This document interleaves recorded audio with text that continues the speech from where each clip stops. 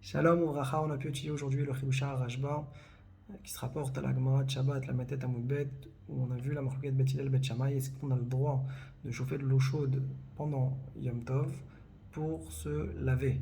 Bet Shammai interdisent, Afilou Panav Yadav Veraglav. Bet Hillel, eux, sont matirin. La question qui se pose, quand Bet Hillel permet de chauffer de l'eau pendant Yom Tov pour se laver, est-ce que c'est sur le même registre que Bet Shammai, à savoir seulement Panav Yadav Veraglav pour le visage, ou alors même tout le corps?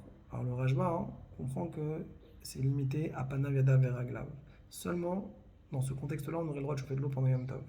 Quelle en serait la raison? Parce que se laver tout le corps, c'est considéré comme étant un plaisir. Un plaisir qui n'est pas commun à tous. Et la Torah, quand elle vient permettre de faire des melachot Shabbat, et en ayant le principe de Mitor chez Outra le Tzorech Nefesh, alors c'est aussi permis quand ce n'est pas pour les Tzorech Nefesh, comme ici chauffer de l'eau pour se laver, c'est pas pour manger, mais comme c'est potentiellement, on peut l'utiliser pour boire, alors ça devient aussi permis pour se laver. Ça, c'est uniquement avec la condition que ce soit une nana, à chaver les Konefesh, un plaisir qui soit commun pour tous. Et donc, d'après toi, c'est un Issour Torah. C'est pour ça que ce sera interdit de chauffer de l'eau pendant Yom Tov si c'est pour se laver tout le corps. Par contre, Panav Yadav Veraglav, ça c'est une chose qui est commune à tous. Le Rajba va nous dire également, parce que les paroles du Yerushalmi, que si par contre on s'est lavé ever, membre par membre, le Yerushalmi permet.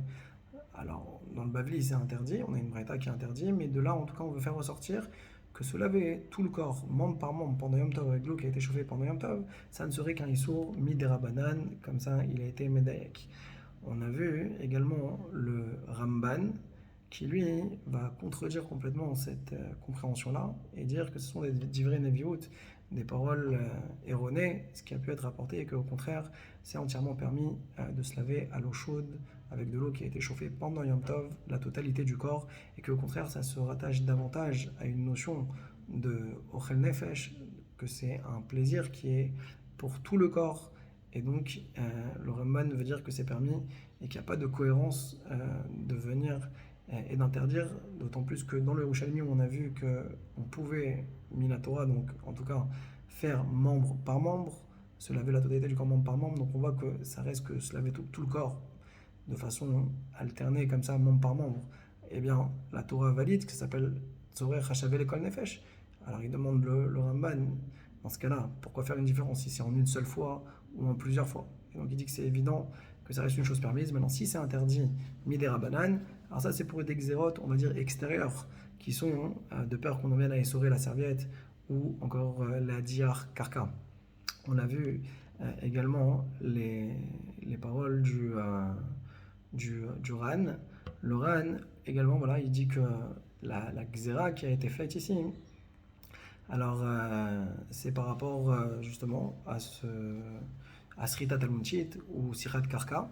C'est pour ça qu'on n'a pas le droit de se laver tout le corps à l'eau chaude pendant le Yom Tov. Alors ce sera un peu étonnant parce que d'après ça, même Erev Yom Tov, ce serait interdit, puisque ça existerait ce xéra-là aussi pendant Yom Tov.